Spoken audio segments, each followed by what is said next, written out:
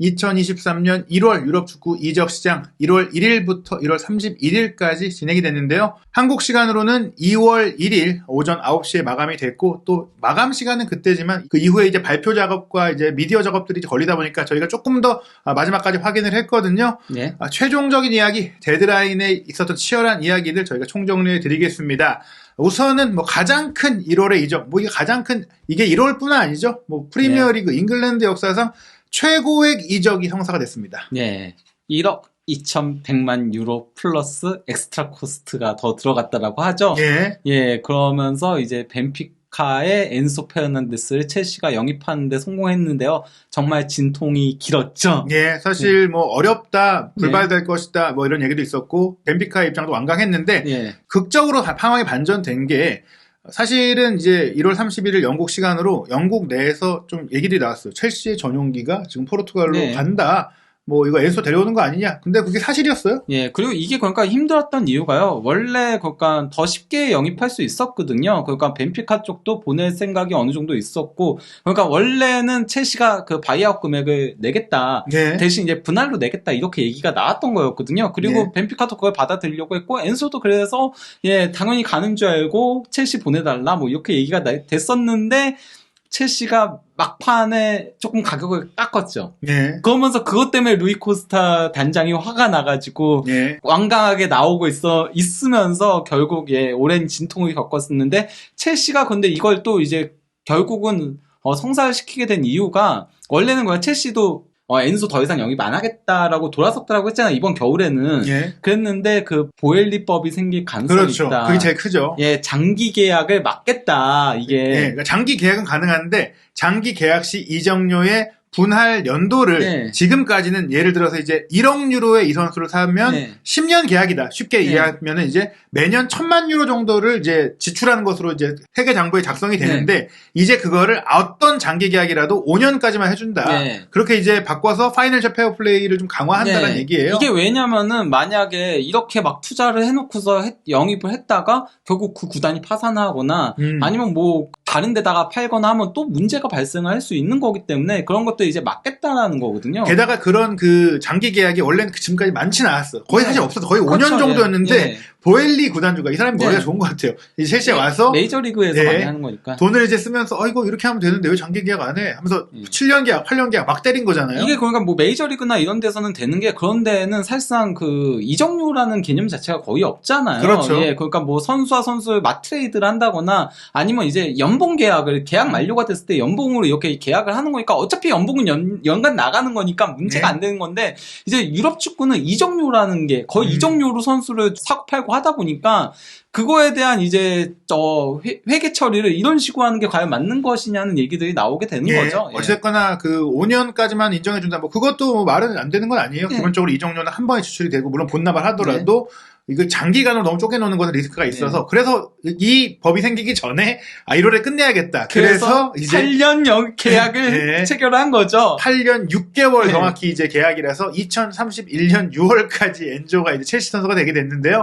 그러면서 지금 이제 벤피카는 역시 포르투갈 구단들의 방식에 따라서 이적의 그 조건을, 세부 사항을 공시를 했어요.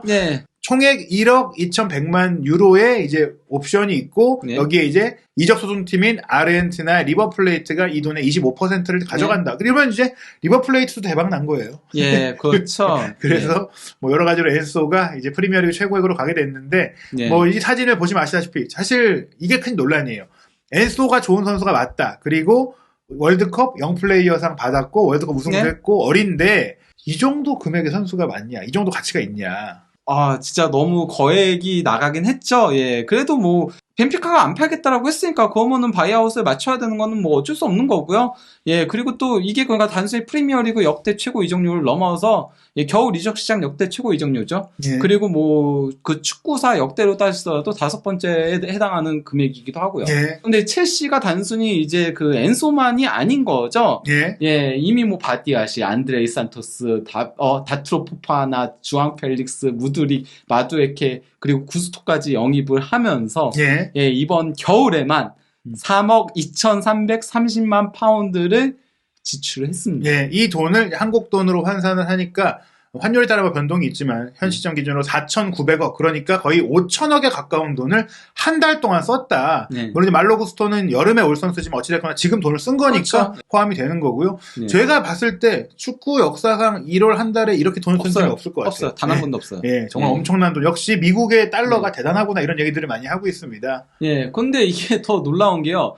일단은, 이게 이적료 지출 쪽을 보면은, 프리미어리그가 이제 8억 2,481만 유로를 쓴 거거든요. 예. 예, 일단 뭐, 독보적으로 많이 썼죠. 그리고 예, 라리가와 세리에가 얼마나 힘든지는 저기 밑에도 보이는 거고요. 예, 심지어 넷스펜딩, 밸런스가 이제 넷스펜딩이거든요. 예. 그거 놓고 보면 라리가랑 세리에는 도리어 돈을 벌었어요. 예. 예, 그 정도인데, 프리미어리그가 이번에 지출한 거를 파운드로 환산하면은, 7억 2,740만 파운드거든요. 예. 그러면은 일단 3억 3천을 썼다고 했잖아요. 예. 첼시가 첼시 혼자서 프리미어리그 전체의 45%에 해당하는 거의 50%에 해당하는 이적료를 지출했다. 원래도 프리미어리그가 이제 이적 시장에서 워낙에 강세고 돈이 많지만 이번 이적 시장에 유독 격차가 컸던 이유는 사실 첼시의 등장, 첼시의 그렇죠. 투자 때문이다. 네. 지금 보시면은 두 번째로 이제 많은 돈을 쓴 리그가 리그 앙일 정도, 분데스리가가 뒤를 잇고 그다음에 미국 메이저리그 사커가 돈을 좀 쓰고 있네요. 다 합쳐도 첼시한테 안 돼요. 그렇죠. 지금 봐봐요. 다 합쳐도 첼시한테 안 돼요. 지금 금액이. 그리고 너무나 이제 충격적인 게 말씀하신 대로 이제 라리가와 세리에아가 코로나 시대 이후에 급격히 쪼그라들었다. 특히 라리가는 이 자체 셀러리 캡으로 리그가 거의 파탄나고 있다. 뭐 이제 첼시 얘기를 해봤는데 맨유도 사실 큰 화제였어요. 무엇보다 이제 에릭센 선수가 지난 주말에 큰 부상을 입고 4월 말까지 거의 5월 초까지 못 뛴다고 하니까 영입해야 되는 거 아니냐 얘기가 나왔고 근데 스테나 감독은 기자회견에서 사실 마지막 날 뭘 하긴 좀 어렵다라고 얘기를 했는데 했어요. 이게 사실이 아니었네. 엄살을 부렸어. 자비처 임대로 데려오는데 성공했는데요. 맨유가 안 그래도 이전부터 흐라벤베르 있잖아요. 바이언의 또 다른 미드필더인 테나 감독의 제자죠. 그렇죠. 아약스에서 함께 했으니까. 그 흐라벤베르 임대를 시켜달라고 계속 요청을 했었대요. 근데 바이언 쪽에서 우리가 키울 선수다. 근데 정작 나게스만 감독은 안 쓰고 있지만 어디서 키우고 있는지 모르겠어요. 어쨌건 우리가 키울 선수기 때문에 임대 못 보낸다. 이렇게 얘기가 나온 찰나에 에릭센 부상이 당하니까 그러면 자비처라도 임대를 달라. 그래서 이제 자비처 임대에 성공한 거죠. 자비처가 이제 합류하면서 이제 미드필드 라인에 급한 불을 끈 맨유인데요. 어찌됐거나 맨유가 이번 이적 시장에서 이제 임대로 재미를 보고 있다. 그리고 또 다른 임대로 재미를 보는 팀 바이에른 뮌헨입니다. 네. 그러니까 이거는 약간 조금 연세에 가깝죠. 맨시티가 칸셀로를 바이언으로 보내주니까 바이언은 자비처를 물론 포지션은 다르긴 하지만은 왜냐면 그래도 셀러리 캡 같은 것들도 고려를 해야 되잖아요. 자체 뭐 구단의 이제 회계 장부도 맞춰야 되고. 그렇죠. 그러니까 칸셀루가 왔으니까 자비처가 맨유로 가게 된 맨시티가 어떤 의미에서는 그 맨유 좋은 일을 시켜준 거나 마찬가지가 된 거죠. 사실 이 건에서는 맨시티는 좋은 게 별로 없거든요. 그냥 칸셀루가 조금 이제 팀 분위기를 안 좋게 만들고 또 이제 항명을 하고 과르디올라 감독과 관계가 악해 됐기 때문에 손해보는 이제 협상을 한 거거든요. 물론 샘리 기자에 따르면은 좀 많이 난리를 치긴 했나 보더라고요. 저희가 이제 칸셀로 영상을 이미 제작을 했는데 그 이후에 나온 얘기를 보니까 이 기분 나쁜 기원은 크게 봤을 때는 월드컵이 아니었느냐. 그러니까 이제 2022 카타르 월드컵에서 칸셀루가 한국과의 경기를 뛰었거든요. 근데 뛴 것조차도 어떻게 보면 이제 본인이 주전에서 밀리는 상황이기 때문에 왜냐면 이미 거의 16강이 확정된 상황에서 한국과의 경기를 치러서 많은 주전 선수를 좀 쉬게 했었잖아요. 근데 칸셀로는 나왔고 그 뒤 16강, 8강을 못 나왔다. 게다가 밀린 대상이 이제 맨유에서 본인보다 어린 선수이자 사실 본인의 백업으로 생각했던 달롯이었다. 또 달롯이 잘했어요. 그래서 기분이 안 좋은 채 와서 맨시티 훈련장에서도 짜증도 엄청 내고 또 동료한테도 짜증도 내고 그러다가 웜업도 안 하고 그리고 인스타그램 보더라도 칸셀루가 올린 인스타그램 사진들에 좋아요를 누른 사람이 디아스밖에 없었다는 얘기까지도 있더라고요. 대표니까. 결국에는 이제 칸셀로가 그러다가 맨시티 선수들의 신뢰를 잃었다라는 얘기들이 있더라고요. 그러면서 이제 팀에서 조금 이제 배척되는 분위기다 보니까 본인이 이제 조르제 멘데스와 함께 조르제 멘데스가 참 역제한 잘하고 다니잖아요. 여기저기 물어봤다. 레알도 물어보고 바르셀로나도 물어보고 했는데 바이에른 뮌헨이 가장 좋은 옵션이었고 이제 성사가 되면서 바이에른 뮌헨은 사실 이 선수를 싸게 데려왔긴 했지만 임대로 데려왔지만 연봉은 맞춰줘야 되니까 자비처를 이제 쿨거래로 맨유에 보내줬습니다. 어쨌건 간에 7천만 유로의 완전 영입 옵션이 있고요. 이 얘기는 했었으니까요. 넘어가고요. 그리고 토트넘이 첼시 유망주 공격수 순서벨 영입했습니다. 저희가 이제 앞서서 얘기 드렸는데 홈그로운 조건도 있고 해서 주두 순서벨 이 선수를 이제 만 19세 데려와서 2군에 있다가 나중에 이제 필요하면 1군에 올려 쓸 수 있는 뭐 그런 나이예요. 별로 근데 기대는 크게 되진 않는 선수긴 합니다. 게다가 토트넘이 사실 스트라이커가 또 많이 없다 보니까 뭐 이제 페롯도 임대 갔고 데인 스칼렛도 임대 갔는데 근데 페롯하고 데인 스칼렛이 잉글랜드 연령대별 대표팀에서도 순서벨보다 더 좋은 모습들을 보여줬거든요. 그 선수들도 안 쓰면서 순서벨 영입이 저는 이해가 안 가요, 도저히. 뭐 어떻게 보면 이 선수가 이제 잉글랜드 국적의 잉글랜드에서 태어난 선수지만 태국계 선수다 보니까 아시아 마케팅을 좀 생각하지 않았느냐. 손흥민 선수도 천년만년 뛸 건 아니니까 혹시나 모르니까 뭐 싸니까 좀 데려와 보자. 뭐 그런 느낌이 아닐까 싶습니다. 그러면서 이제 토트넘은 뭐 저희가 이제 포로 영입에 대해서 여러 번 얘기 드렸지만 포로가 왔기 때문에 오른쪽 윙백들을 정리를 했어요. 제즈 스펜스는 스타드 렌으로 임대 이적이 오피셜이 떴고요. 그리고 이제 맷 도어티에 대해서도 저희가 어제 밤에 긴급하게 정말 깜짝 놀란 뉴스였기 때문에 이제 맷 도어티가 아틀레티코 마드리드로 임대를 간다라고 소개를 드렸는데 알고 보니까 이게 임대가 아니었다. 공식 발표 내용을 보니까 토트넘이 우리는 상호 합의하에 맷 도어티와 계약을 해지했고 아틀레티코 마드리드는 6개월 단기 계약으로 이 선수를 영입했다라고 나왔습니다. 이게 그렇죠. 어떻게 된 건가요? 이게 그러니까 원래는 임대로 보도가 나오긴 했었어요. 그리고 임대로 시키려고 했다라고 하더라고요. 근데 이제 피파 자체가 이제 임대 규정이 있거든요. 그러니까 특히 해외로 보낼 경우에 임대 선수 8명을 제한한다는 규정이 있는데 이미 토트넘이 그 숫자를 넘게 된다는 거죠. 돈까지 들어가면. 보면은 22세 이상 선수에 해당하는 경우만, 물론 어린 선수에 대해서는 임대를 좀 열어놨어요. 그 선수들을 8명까지만 해외로 임대 보낼 수 있다. 즉, 이 선수들 중에 한두 명만 국내였었어도 도어티를 이제 이렇게 해지를 할 필요가 없었거든요.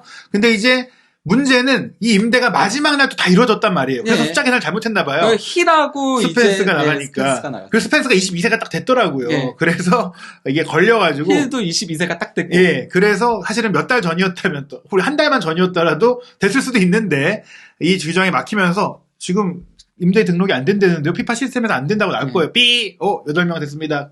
그래서 도어티를 눈물을 머금고, 왜냐면 도어티가 1년 반이나 계약이 남았고, 솔직히 제가 봤을 때 도어티 뭐 갔다 와서 여름이면 만약에 좀 잘하고 하면 다른 팀으로 또 팔 수 있다고 생각하거든요. 얼마라도. 다만 근데 어쨌건 간에 도어티는 만 31세니까. 그렇죠. 반면에 이제 힐이나 스펜스는 만 22세, 아직 어린 선수들이니까. 그렇죠. 미래에 조금 더 기대를 걸어보겠다는 거죠. 결국에는 도어티가 사실 쏠쏠하게 활약도 해줬던 선수고, 특히 지난 시즌 후반기에는 토트넘 입단 이후 마침내 최고의 활약, 그러니까 본인의 포텐을 터뜨렸다라고 했기 때문에 기대가 컸는데 결국엔 이렇게 올 시즌 그 부상 이후 메케시가 한번 담근 이후 도어티의 경력이 이렇게 꺾이는구나. 그래서 도어티는 충격적으로 이제 토트넘과 완전히 결별했다. 돌아오지 않는다. 빠이빠이 했다라는 거고요. 그리고 그 가장 큰 이유는 역시 포로를 영입한 것인데, 저희가 포로 확정 영상에서 포로를 이제 영입하면서 총 4,750만 유로를 영입했다라고 얘기를 드렸는데, 이게 또 마지막에 나온 뉴스를 보니까 임대 후 이적 조건인 게 드러났습니다. 그래서 거기에 대해서도 저희가 도어티 영상 때 조금 설명을 드리긴 했었죠. 그렇죠.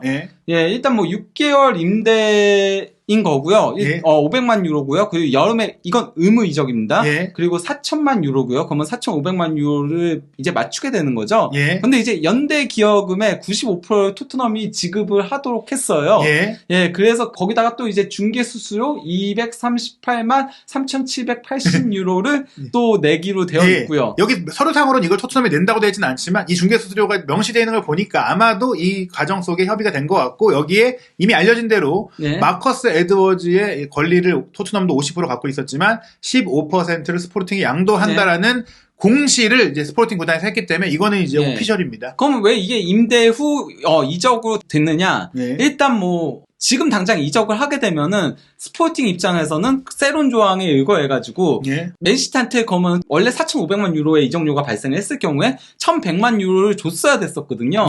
근데 임대다 보니까 당장은 세론 조항이 발동하지도 않고요.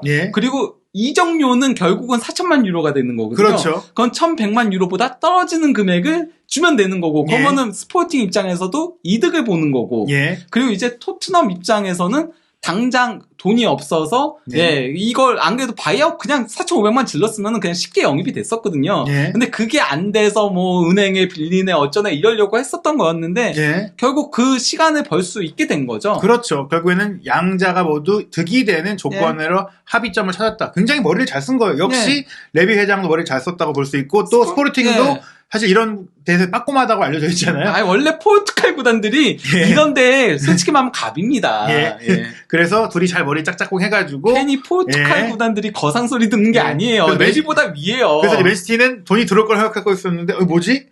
지금 돈이 안 들어오네. 그래 덜 들어오네. 덜 들어오네. 여름에 그렇게 된 겁니다. 어쨌든 포로가 이렇게 되면서 이제 스포팅은 벨레린 영입을 또 확정을 했네요. 예, 그러니까 뭐 만 19세 미드칠란드 센터백인 디오만데하고 이제 벨레린 같은 경우는 자유계약으로 6개월로 예, 영입을 했다라고 하더라고요. 네, 이 부분도 역시 이제 바르셀로나가 이 선수를 급히 데려왔지만 이제 별로 좀 잘하지 못했고 네. 또 비용도 들고 정리도 해야 되고 무엇보다 지금 셀러리캡 문제 때문에 선수를 내보내야 되는 바르셀로나니까 네, 그렇죠. 그냥 풀어줬어요. 그것 때문에 그냥 푼 거죠. 네, 예. 역시 라리가 정말 그 테바스 회장 셀러리캡 갖다 버려야 됩니다. 코로나 터졌을 때는 폐기했어야 돼요. 그리고 이제 저희가 따로 영상으로 소개해드린 조르지뉴가 이제 아스널로 이적을 했는데 예. 우리가 알려졌던 그 이적료 조건이 생각과 달랐더라고요. 예, 그러니까 뭐 1200만 파운드 처음에 나오긴 했는데요. 1200만 파운드 처음에 이제 보도들이 나왔었거든요. 근데 실제 이적료는 1000만 파운드. 예. 그리고 이제 옵션 200만 파운드가 있는데 그 옵션이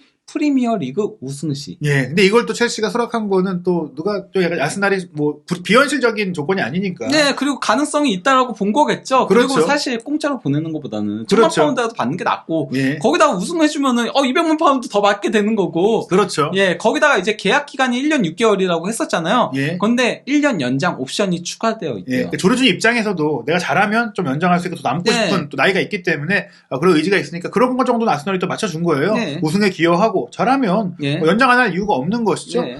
결국에는 첼시가 이번 1월 이적 시장에 굉장히 많은 돈을 썼는데 네. 조금이나마 회수를 조금 했다. 1000만 파운드 정도는 일단 네. 땡겨왔다. 그리고 이번에 선수도 오피셜이 나왔네요. 네, 그러니까 마르키뉴스가 이제 노리치로 임대를 떠났고요. 만 19세 측면 공격수죠. 이번에 여름에 영입했던. 그리고 예, 로콘가 필요 없다고 했던 그 선수. 예, 펠리스로 임대를 갔습니다. 예, 뭐 예. 이건 얘기가 나왔던 부분이고. 뭐 아무래도 비에이라 감독하고 조금 네. 공감대가 있었겠죠. 예. 예, 아스날하고는 예. 그리고 이제 사실 로콘가 이전에 이미 미드필더 한 명 영입했어요. 슈투트가르트 주전 미드필더였던 예. 만 20세의 어린 아흐마다를 1200만 유로로 영입을 했습니다. 전 네. 그래서 아흐마다만 영입했어도 됐을 텐데 왜 로콘가까지 영입을 했지 싶은 생각이 있는데 네. 어쨌건 간에 예, 이번 시즌에 중원 뎁스에 조금 문제를 발생이 되고 있으니까 그런 것 같아요. 예, 그리고 이제 풀럼도 이제 폭풍 영입을 하면서 지금은 상위권에 있으니까 좀 탄력을 받겠다라는 의지를 보이고 있네요. 승격 팀들이 그러니까 데드라인에 굉장히 예. 그러니까 겨울에 바쁘게 움직였거든요.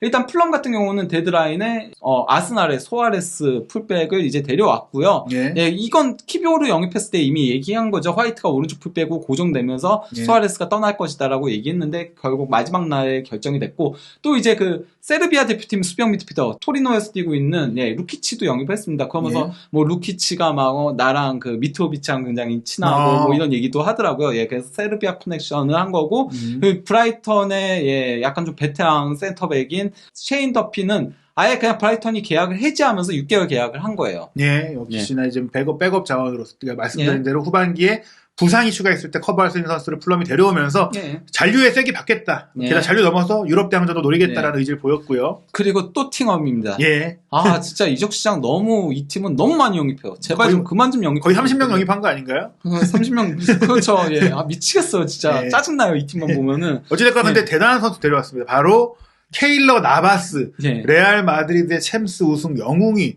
노팅엄으로 왔어요. 예.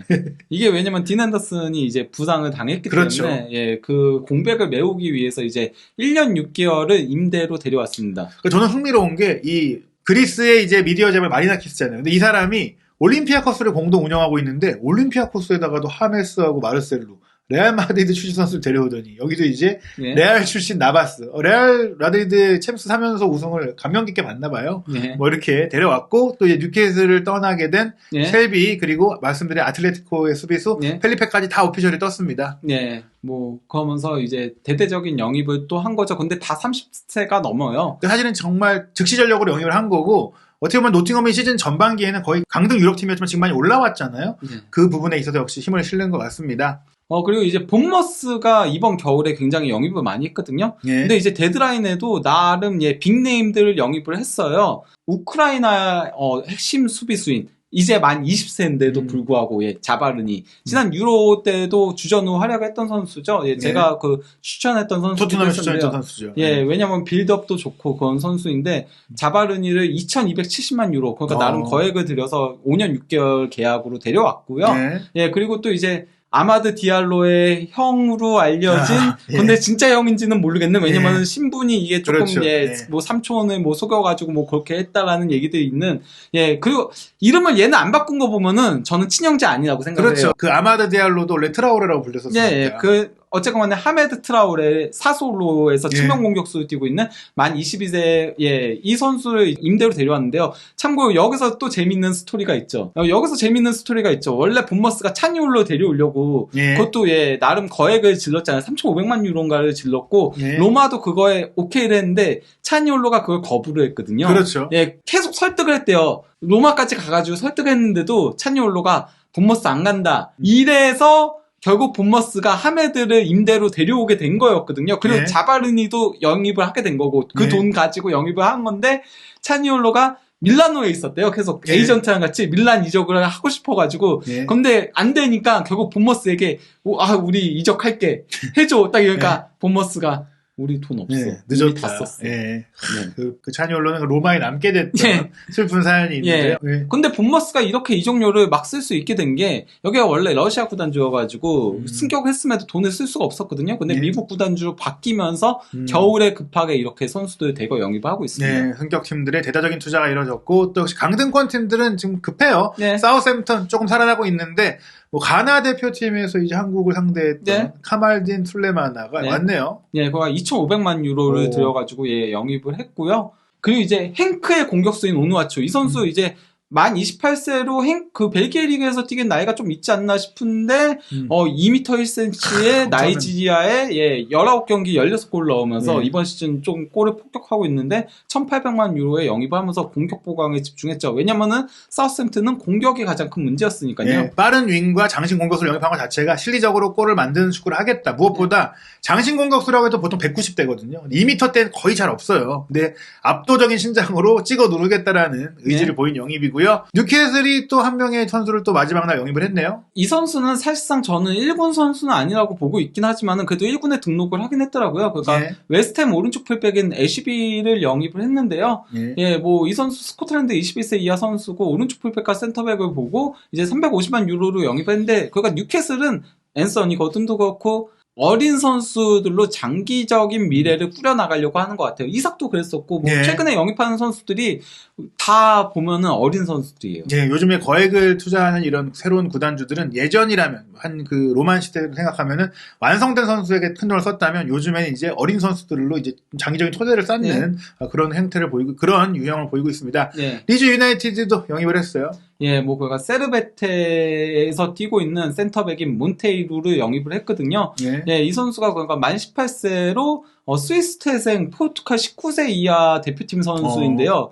최연소 스위스 슈퍼리그 데뷔를 했다라고 하더라고요. 만 16세 때. 그리고 이게 그가 슈퍼리그 역대 세 번째로 어린 나이자 센터백은 가장 어린 나이였다라고 하더라고요. 특히 센터백으로서는 어린 나이에 뛰기가 쉽지가 않아요. 게다가 이제 세르베테도 스위스에서 내노라는 좋은 팀이고 결국엔 이 선수의 잠재력을 알아보고 리즈가 데려온 것이고 그러면서 사실은 이제 한때는 정말 잘했던 스페인 대표팀까지 했었던 요렌테가 올 시즌 많이 좀 꺾였어요.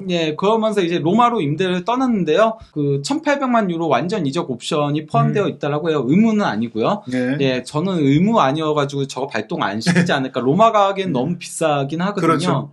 어쨌건 간에 근데 요렌테 영입하면서 이 선수가 어쨌건 센터백도 보지만 수비형 미드필더도 설 수 있고 오른쪽 풀백도 설 수 있기 때문에 지금 저희가 지난 나폴리 로마 경기 리뷰할 때 백업 문제가 상당히 크다라고 했잖아요. 거기에 요긴하게 쓸 수 있는 거죠. 그리고 저는 뭐 이 선수가 프리미어리그에서 뛰기에는 다소 프레임이 얇다는 단점이 있었는데 세리에에서는 그 문제는 좀 없을 거라고 생각하고요. 이미 또 스몰링으로 재미를 본 로마기 때문에 요렌테도 잘 활용할 것으로 보입니다. 그리고 레스터 시티가 뭐 말씀드린 이제 세인지가 사실상 이제 쓰이지 않는 상태이기 때문에 센터백을 새롭게 영입을 했네요. 만 24세의 스토크시티 센터백인 수타르. 이 선수가 그 호주 대표 월드컵에서 뛰었잖아요. 1,700만 유로로 5년 6개월 계약으로 영입을 했는데 좀 이적료가 세지 않나 싶은 생각은 들긴 하지만은 그래도 어쨌건 월드컵 때 좋은 모습 보여줬고 약간 좀 외모가 메가이어 보는 것 같지 그렇죠. 않나요? 예. 예, 그래서 제2의 메가이어를 생각하면서 영입한 게 아닌가. 턱이 약간 메가이어 상이네요. 예, 그래서 그러니까요. 이제 장기 계약도 맺었고 또 이제 활약을 할 것으로 보입니다. 그 외에도 레스터시티에서 좀 거래가 좀 있었네요. 선수들 보낸 거죠. 일단 아요세페스 그동안 항상 별로였잖아요. 예, 그러다 보니까 이제 베티스 임대를 보냈고요. 알브라이턴은 뭐 레스터 동화의 주역 중에 한 명이긴 했지만은 이제 나이가 들었잖아요. 예, 그러면서 이제 웨스트브로무 이적을 시켰습니다. 예, 그리고 틸레망스도 나가나 했지만 결국에는 이게 이루어지지 못하면서 잔류했는데 여름에 또 나가나 얘기가 나오지 않을까 싶습니다. 그리고 이제 황인범 선수가 뛰고 있는 올림피아코스도 전력 보강을 했네요. 예, 그냥 브렌트포드의 오른쪽 풀백인 카뉴스, 뭐 이 선수가 오른쪽 풀백 겸 윙 겸 뭐 왼쪽 윙까지도 소화할 수 있는 공격적인 선수인데 수비력이 떨어지는 것 때문에 최근에 주전 경쟁에서 완전히 밀려났거든요. 원래 첫 시작은 큰 부상 때문에 밀려났었다가 그 프리미어리그 첫 승격해서 첫 경기만 하더라도 굉장히 잘했었잖아요. 아스날전에. 그래서 그 토니하고 카뉴스가 크로스 올리고 토니가 받아내고 이게 좋은 패턴이었는데 결국 수비적인 한계를 드러내고서는 올림피아코스 임대를 가게 됐습니다. 네, 뭐 그래도 황인범 선수가 빅리그에서 경험 있는 선수들과 많이 또 함께 호흡을 맞추게 됐고요.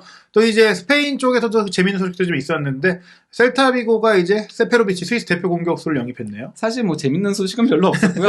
가장 빅네임이 세페로비치입니다. 데드라인에. 라리가도 이제 이동은 있긴 있었다. 예, 그래서 세페로비치도 그것도 완전 영입도 아니고요. 임대예요. 지금 그가 셀타비고가 강등 위기잖아요. 그렇죠. 예, 그러다 보니까 세페로비치 영입해가지고 공격을 조금 강화했고요.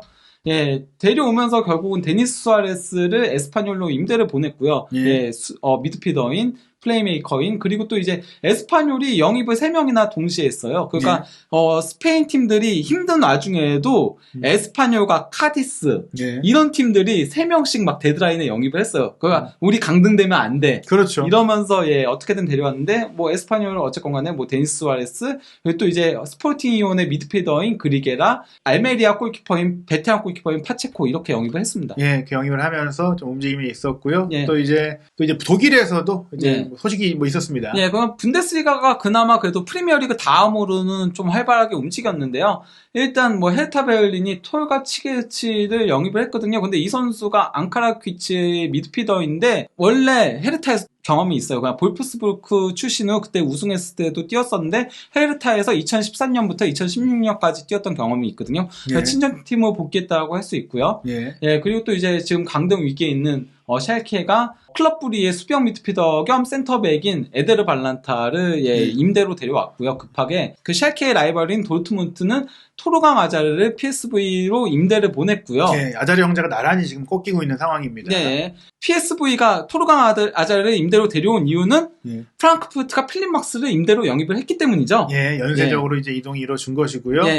그리고 필립 막스가 임대로 영입이 되면서 펠레그리니가 프랑크푸르트에서 임대로 뛰고 있었거든요. 그러니까 이 선수의 원래 원소속팀은 유벤투스인데 프랑크푸르트에서 임대로 뛰고 있었으나 이제 이 선수가 다시 임대 해지가 되면서 라치오로 임대를 가게 됐죠. 근데 이 선수 같은 경우는 완전 영입 옵션이 추가되어 있다라고 하더라고요. 그리고 루카 펠레그리니 같은 경우는 그 유벤투스가 장난질을 한 선수 중에 한 명으로 거론이 되고 있죠. 그래서 좀 정리될 수도 있다, 독일에서. 뭐 어찌됐거나 이 선수가 현재 부상 중인데 뭐 팀을 떠나게 됐다라고 할 수 있겠고요. 그 스피나촐라하고 맞교환했을 때 그 약간 조금 논란이 있는 거죠. 이적 요원 논란이. 그리고 이제 뭐 세리에로 넘어가가지고요. 사솔로도 이번 시즌 성적이 안 좋거든요, 굉장히. 그래서 엠폴리 주전 미드필더인 바이라미를 조건부 완전 이적 옵션 발동하는 걸로 데려왔습니다. 뭐 이렇게 좀 돌려보니까 프리미어리그를 제외한 나머지 리그들은 확실히 좀 눈에 띄는 소식이라든지 뭐 빅네임이라든지 이런 것들이 없네요. 사실 그 코로나 직전까지만 하더라도 라리가에서도 1월달에 좀 재미있는 이적들도 있고 뭐 바이아웃 발동이라든지 뭐 흥미로운 소식들이 있었는데 참 저도 이제 스페인에서 그래도 한동안 살았던 또 인연이 있던 그 입장에서는 이적 시장이 이제 거의 프리미어리그 중심으로 돌아가지 않냐 생각이 듭니다. 그나마 그래도 분데스리가가 그래도 뭐 막스라던가 왜냐면 저 선수도 독일 대표인 거잖아요.